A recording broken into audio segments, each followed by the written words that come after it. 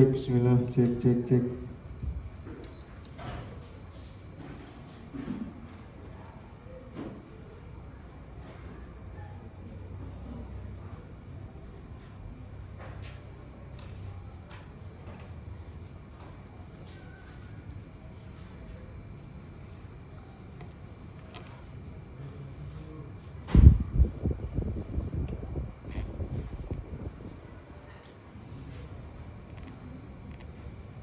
Bismillahirrahmanirrahim. Assalamualaikum warahmatullahi wabarakatuh.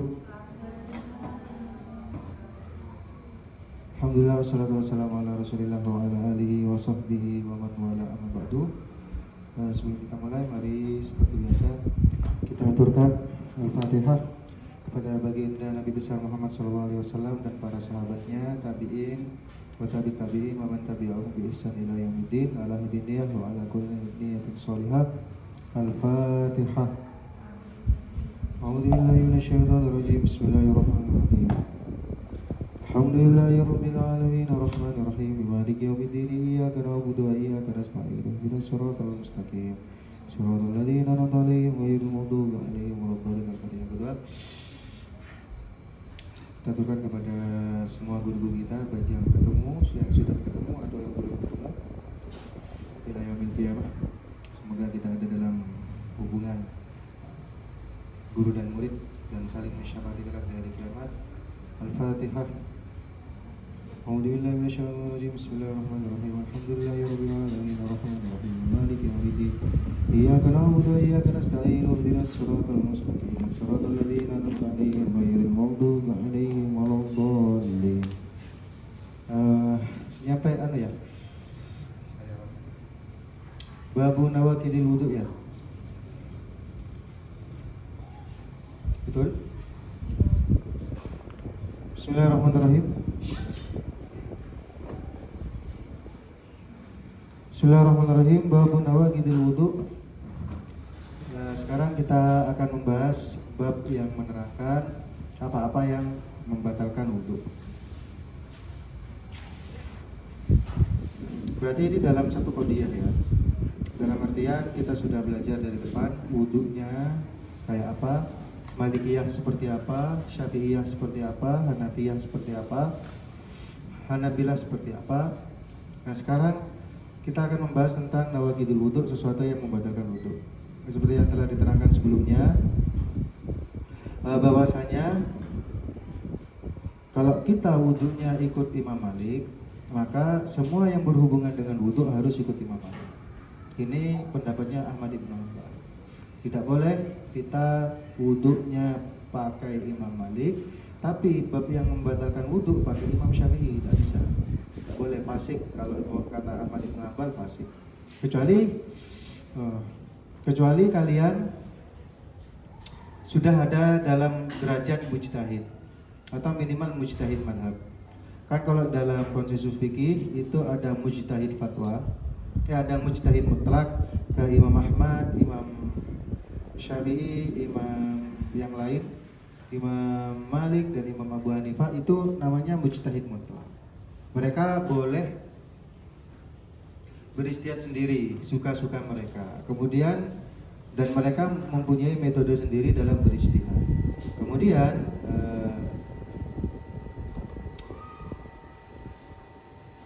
di bawah mujtahid mutlak itu ada mujtahid fatwa istilahnya. Apa mujtahid fatwa? Yaitu mujtahid yang orang itu memfatwakan sesuatu yang baru atau sesuatu yang berbeda dari mujtahid mutlaknya, atau sesuatu yang sama dengan mujtahid mutlaknya sekalipun, namun itu dalam metodologi yang sama. Kayak Imam Ar-Rafi'i dengan Imam An-Nawawi itu mujtahid fatwa. Mujtahid fatwa milik Imam Syafi'i. Jadi seperti itu. Kemudian di bawahnya lagi ada mujtahid madhab. Di bawahnya lagi ada muqallid.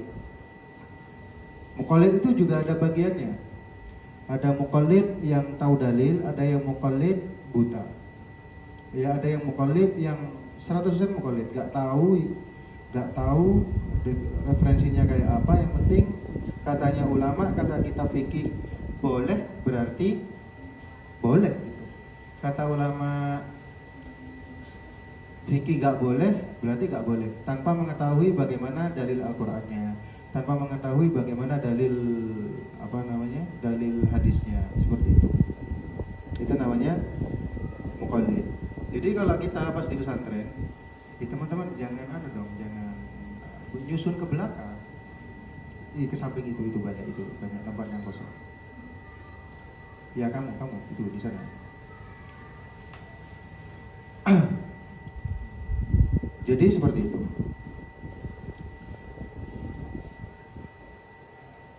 Kembali ke pembahasan. Kita kalau ada di pondok, itu level kita masih muqallid buta istilahnya ya. Yang 100% muqallid. Kita baca Fathul Qorib, paham, diamalkan, kita muqallid. Jadi jangan bangga sama kita sendiri, saya juga muqallid buta. Jangan bangga dengan apa yang telah kita hasilkan selama di pondok. Dalam artian kita tahu Fathul Qorib atau kita pernah hatam baca Fathul Qorib, jangan bangga, kita masih levelnya muqallid. Nah sekarang teman-teman ada yang pernah hatam baca Fathul Qorib? Pernah hatam ya?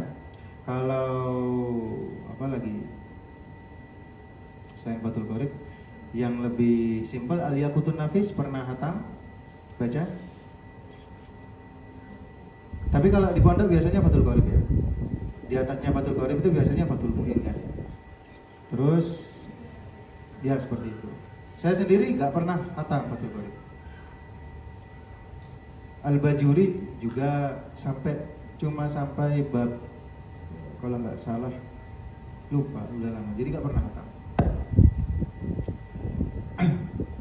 Nah sekarang kita berusaha untuk next level. Ketika kita belajar Bulughul Maram, kita berusaha next level. Minimal muqallid di atasnya muqallid buta itulah. Dalam artian kita tahu, wah hadisnya seperti ini sudah. Ya siapa tahu nanti kalau kalian yang jurusan hukum Islam ya siapa tahu nanti kalian bisa lah sampai pada level mujtahid madhab. Kalau mujtahid mutlak, ya minimal hafal Al-Quran dan minimal 8 ribuan hadis. Minimal kalau kata ulama ada yang mengatakan kita harus minimal, kalau mujtahid mutlak itu minimal al-hafidh. Al-hafidh itu kalau istilah mustalah hadis itu hafal 100 ribu hadis. Itu al-hafidh. Jadi kata ulama Syafi'iyah, mereka mengatakan bahwasanya ingin menjadi mujtahid mutlak itu syaratnya ya pertama hafal Quran jelas, paham. Kemudian itu al-hafidh. Apa al-hafidh? Itu hafal 100 ribu hadis. Itu pendapat ulama, diikuti gak diikuti terserah. Jadi seperti itu ya. Jadi kita berusaha untuk naik level, paham? Kita berusaha untuk naik level minimal di atas muqallid buta lah ya. Kita tahu hadisnya gini. Kalau kita tahu wudu itu apa yang membatalkan ini, gimana hadisnya kita sebutkan. Paham ya? Sekarang babu nawaqidil wudu. Bismillahirrahmanirrahim. An Anas bin Malik radhiyallahu anhu qala kana ashabu Rasulillah sallallahu alaihi wasallam, ada ashabu Rasulillah sallallahu alaihi wasallam, siapa para sahabat Rasulullah sallallahu alaihi wasallam ala ahdihi pada masa beliau, yang tadirun al-isya, mereka semua menunggu waktu isya hatta tahqifa hatta tahqifa ru'usum, hatta sampai tahqifa nunduk. Tahqifa itu nunduknya bukan cuma gini. Tahqifa itu nunduk tapi bukan nunduk gini, tapi nunduknya sampai gini. Sampai dagu itu menyentuh dada, itu nunduk banget. Itu tahqif. Hatta tahqifa ru'usuhum, sampai tahqifa menunduk ru'usuhum, kepala-kepala mereka, tsumma yusalluna wala yatawaddauna. Kemudian mereka sholat wala yatawaddauna, dan mereka tidak berwudu. Ini hadis. Akhrajahu Abu Dawud, ditakhrij oleh Imam Abu Dawud, wa shahhahu ad-Daruqutni, dan ditasih oleh Imam ad-Daruqutni. Wa asluhu fi Muslim, dan asalnya dari Imam Muslim. Jadi seperti itu. Bisa dilihat ini hadis yang luar biasa bagus ya, bisa diamalkan. Ini ada, lihat di kitab kalian mungkin ala ahdihi. Ala ahdi itu ada shred 2 ya. Sebelum ala ada shred, setelah Hak mutasil ada seret ada ya. Nah ini kayaknya ala ahdihi ini tambahan dari Imam Nawawi kayaknya ya. Tambahan dari Ibnu Hajar kayaknya, Imam Ibnu Hajar, atau tambahan dari, atau memang hadisnya ala ahdihi. Tapi kayaknya ya, saya belum sempat mutalaah ini. Kayaknya ala ahdihi di sini tambahan dari Ibnu Hajar sih. Saya bentar, saya nanya. Jenengan kan lagi belajar Bulughul Maram. Saya nanya, yang ngarang Bulughul Maram siapa? Ya bagus. Ingat itu ya, Ibnu Hajar al-Asqalani. Kenapa dikatakan Ibnu Hajar? Katanya beliau itu awalnya gak cerdas.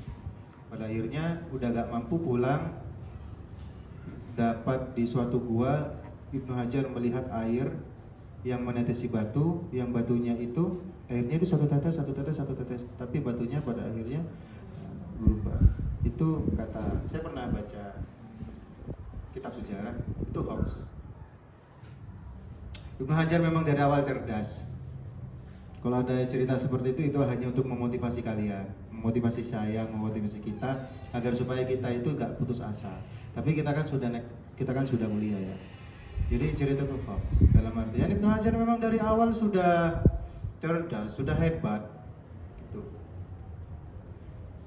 Kata kitab itu, saya lupa kitab apa.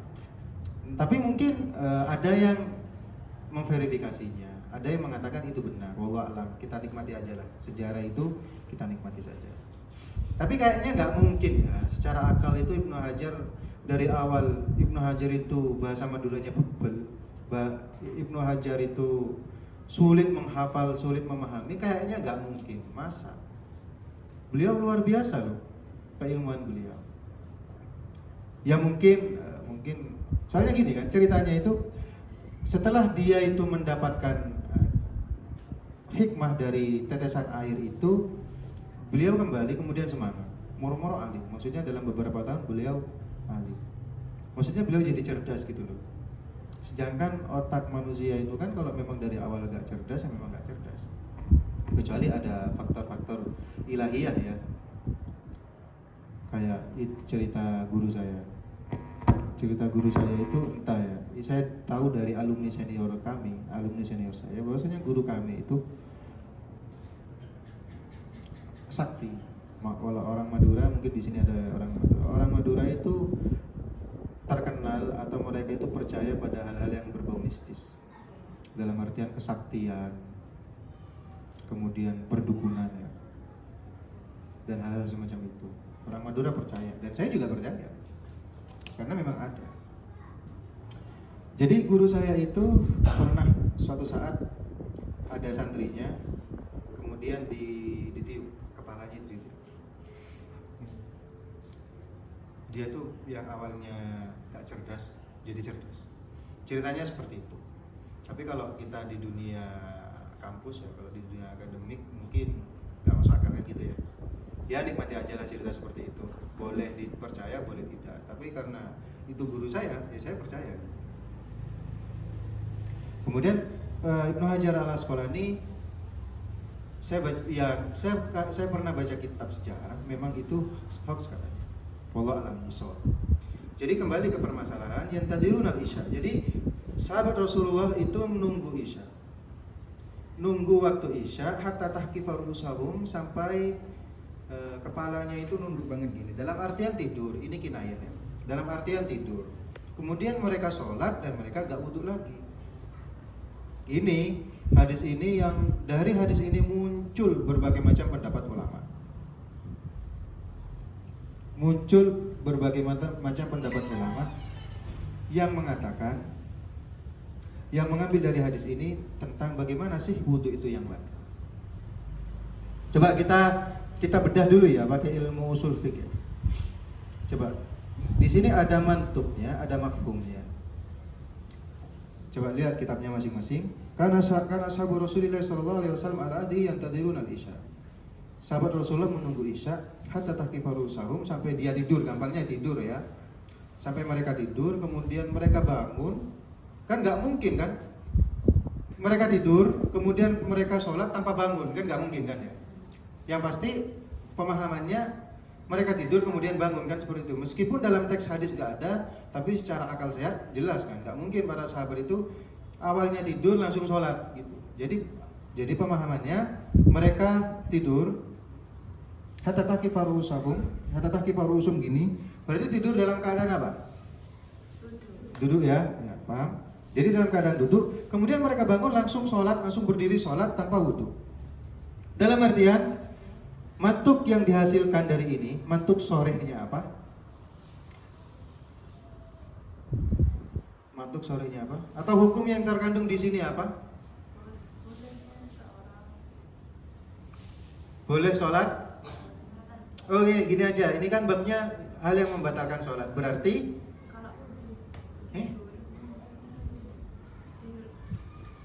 berarti kalau tidur duduk, loh jangan ada kata-kata tanpa berubah dulu di sini dulu. Yang ada di sini kan nggak ada tanpa berubahnya kan ya. Kita mantuknya dulu. Mantuk itu, ya ini usul fikih. Mantuk itu adalah pemahaman yang ada dalam lafaz. Tekstualnya, pemahaman secara tekstualnya itu apa? Itu mantuk. Mafhum yaitu pemahaman yang nggak ada di teks. Paham? Sekarang kita mantuknya dulu. Mantuknya ini apa? Jadi gampangnya hasil hukum yang dihasilkan dari mantuk adalah tidak batal. Para sahabat itu tidak batal ketika gimana ya? Tidak batal wudunya orang yang tidur duduk. Paham? Yes, seperti itu ya. Ini kok bisa Ustaz? Ini kok bisa diambil dalil? Ini kok bisa diambil dalil bahwasanya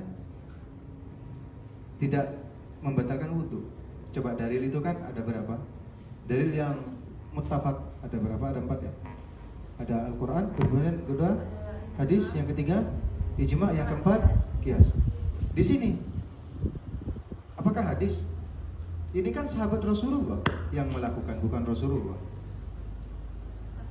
Bagaimana menurut kalian? Ya, gimana? Ini loh sahabat Rasulullah kan? Bukan Rasulullah.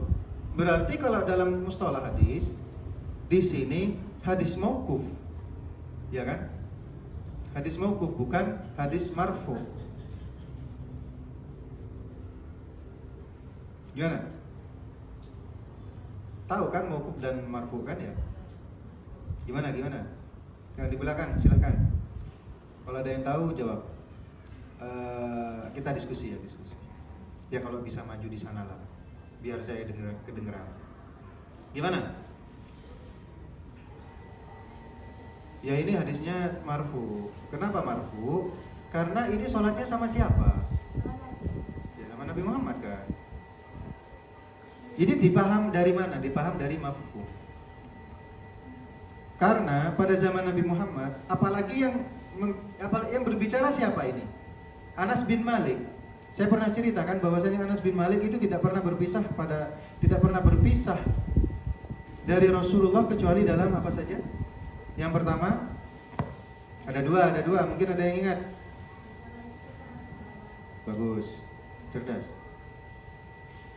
Anas bin Malik tidak pernah berpisah sama Rasulullah kecuali dalam 2 hal. Pertama ketika bersama dengan istri Rasulullah, kemudian yang kedua ketika Rasulullah ada di kamar mandi. Ya kalau dulu bukan kamar mandi, fil khala. Ya itu. Jadi yang berbicara Anas bin Malik secara mafhum pasti Anas bin Malik kan cerita kan ya. Dia cerita bahwasanya para sahabat Rasulullah tidur, menunggu waktu Isya kemudian tidur, gitu kan? Otomatis ini salatnya sama Rasulullah kan seperti itu. Nah ini diambil dari mafhum, tidak ada dalam teks, tapi bisa kita ambil dari pemahaman yang tidak keluar dari teks. Yang bicara Anas bin Malik jelas pasti bersama Rasulullah. Sedangkan kenapa kok hadis marfu? Karena ada Rasulullahnya. Dan hadis itu ada 3, ada yang qauli, ada yang fi'li, ada yang takriri. Ini termasuk hadis yang takriri. Karena kalau masalah agama, Rasulullah itu gak mungkin kalau ada salah, gak mungkin gak menegur. gitu kan. Konsepnya kalau Rasul nggak menegur berarti boleh, seperti itu. Berarti pemahamannya seperti ini ya, paham ya. Jadi usahakan otak kalian itu kalau bahasa Jakarta otak kalian itu kan berarti mencaci ya. Gimana otak kalian tuh gitu ya. Tapi maksud saya bukan mencaci. Jadi gunakan otak kita untuk bisa berpikir seperti itu. Jadi cara memahami Al-Qur'an atau hadis kalau pakai ilmu sulfik ya, ilmu klasik ya. Nggak tahu kalau kalian pakai pendekatan kontemporer. Jadi kalau memahami Al-Qur'an atau hadis itu tekstualnya dulu apa, pahami perlapatnya dulu. Jangan kemana-mana dulu. Kemudian kalau sudah selesai, baru ke mafhumnya. Paham? Jadi mafhum itu banyak. Ada yang mafhumun nas, ada iktida'un nas, ada ibaratun nas, ada isyaratun nas. Banyak cara memahumi. Itu tapi mazhab Hanafi ya, itu mazhab Hanafi. Kembali ke pembahasan.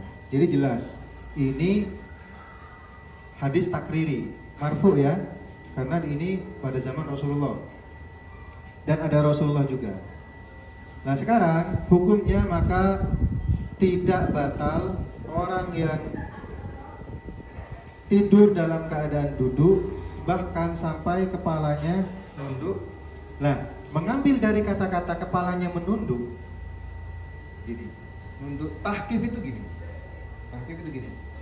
Kalau orang dulu kayak saya nggak bisa.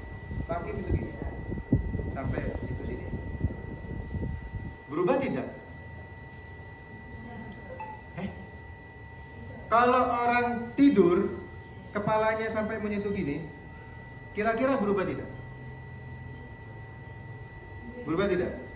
Enggak kan? Kecuali orang yang tidur gini. Ada ya?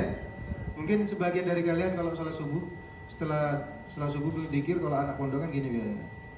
Gini kan ya? Itu bukan tahkif. Paham? Itu cara memahami hadis atau Al-Qur'an. Nah makanya Imam Syafi'i mengambil dari hadis ini bahwasanya orang yang tidur mumakkinin maq'adahu, yang duduknya itu mumakkinin maq'adahu, yang duduknya itu tidak berubah, maka itu tidak batal. Karena mengambil hadis ini. Kenapa kok tidak batal? Mungkin teman-teman pernah dengar alasannya karena nggak mungkin kentut ya. Karena nggak mungkin kentut. Itu saya ulangi lagi, kalau membahas fikih tidak boleh menyalahkan. Kalau menurut saya bukan tidak masalah kentut atau tidak, bukan itu yang dimaksud. Tapi saya tidak menyalahkan. Jadi mumakkinin maq'adahu, kenapa kok tidak batal? Karena gini, kalau alasannya orang tidur yang mumakkinin maq'adahu, ngerti kan mumakkinin maq'adahu kan ya? Ngerti? Ya. Mumakkinin maq'adahu itu kenapa kok tidak batal? Kalau alasannya menurut saya, kalau alasannya karena tidak mungkin kentut, karena kentut salah satu yang membatalkan wudu, itu kurang tepat. Tapi saya tidak menyalahkan ya, karena ini hukum fikih, terserah. Karena kalau orang tidur kan zawalul aqli kan ya. Sedangkan zawalul aqli itu juga membatalkan wudu. Jadi seperti itu. Jadi kenapa kok tidak batal mumakkinin maq'adahu? Ilatnya tidak ada di sini. Jadi intinya kalau mumakkinin maq'adahu itu sudah tidak membatalkan. Sekarang kita bahas ikhtilaf ulama. Ya, kalau kalian pengen enak wudu itu, kalian ikut mazhabnya Imam Abu Hanifah saja. Langsung ya. Ini masalah tidur dalam wudu. Kalau Imam Syafi'i itu duduknya tidak berubah. Paham? Tidur dalam keadaan duduk yang duduknya tidak berubah itu tidak membatalkan wudu. Kemudian kalau Imam Malik, kalau masalah tidur, Imam Malik, orang tidur itu kalau dia itu sudah hilang, dia itu tidak merasa apa yang ada di dekatnya, itu batal. Ono wong ngomong gak kerungu, ada apa-apa nggak kedengeran, itu batal. Paham? Tapi kalau kalian itu sudah merem ini, tapi masih apa namanya, masih kedengeran teman kalian itu baca lagi ngomong apa, kemudian teman ngaji itu kedengeran, maka itu nggak batal.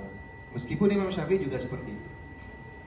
Bukan Imam Syafi'i, madhab Syafi'i juga seperti itu. Paham ya? Jadi madhab Syafi'i sama. Madhab Syafi'i itu dalam kondisi tidur, kalau memakilin makadahu kan jelas ya. Meskipun hilang akalnya, nggak dengar apa-apa, yang penting nggak berubah, itu nggak apa-apa. Imam Syafi'i, tapi dalam kondisi tidur yang lain, Imam Syafi'i itu jika orang tersebut masih dengar kata-kata, masih dengar atau masih sadar dalam keadaan yang ada di sekitarnya, maka nggak batal. Itu tidur setengah tidur namanya. Tapi kalau sudah nggak kedengeran, maka itu batal. Paham ya? Imam Syafi'i juga seperti itu. Tapi tetap tidak batalnya itu ketika pendengaran kita itu normal. Bukan kayak mendengarkan speaker. Paham ya? Jadi kalau speaker tetap. Jadi intinya mendengarkan tidak batal ketika orang tersebut mendengarkan apa yang ada di sekitarnya, itu dalam pendengaran normal, bukan pendengaran jika di speaker. Paham ya? Seperti itu. Kemudian ini Imam Abu Hanifah. Kalau Imam Abu Hanifah, ingat, kalau Imam Abu Hanifah itu innama ala halatin min ahwalis shalah ka'annama qa'idan qa'iman aw qa'idan aw sajidan lam yunkidil wudu wa illa naqad. Jadi kalau Imam Abu Hanifah, orang tersebut tidur dalam keadaan bagaimana dia sholat, maka tidak batal. Seperti contoh, dia tidur dalam keadaan berdiri.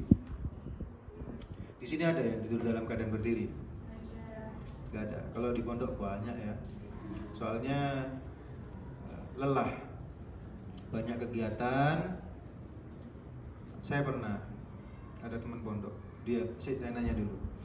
Ini dalam keadaan normal ya, bukan anak yang memang punya kelebihan tidur maksudnya. Seket deket bantal langsung hilang. Paham? Atau bukan teman yang punya kelebihan lagi. Apa? Kelebihan gak tidur. Kan ada teman yang gak tidur gitu. Biasanya kalau teman pondok yang gak tidur itu kelakuannya ganggu teman, nggak tahu ya kalau kalian. Jadi kita berbicara normal, orang normal ya, bukan yang punya kelebihan. Mungkin saya ini normal. Kalau tidur itu nggak langsung cepet tidur juga, nggak susah tidur juga. Intinya dalam keadaan normal. Saya punya teman dulu di pondok, dia itu cepet tidur, dalam keadaan apapun tidur dia. Pada akhirnya pada suatu saat sholat subuh kan, dia memang kelebihannya itu tidur terus. Jadi sholat subuh dia itu sholat Allahu Akbar langsung tidur. Jadi takbiratul ihram Allahu Akbar langsung.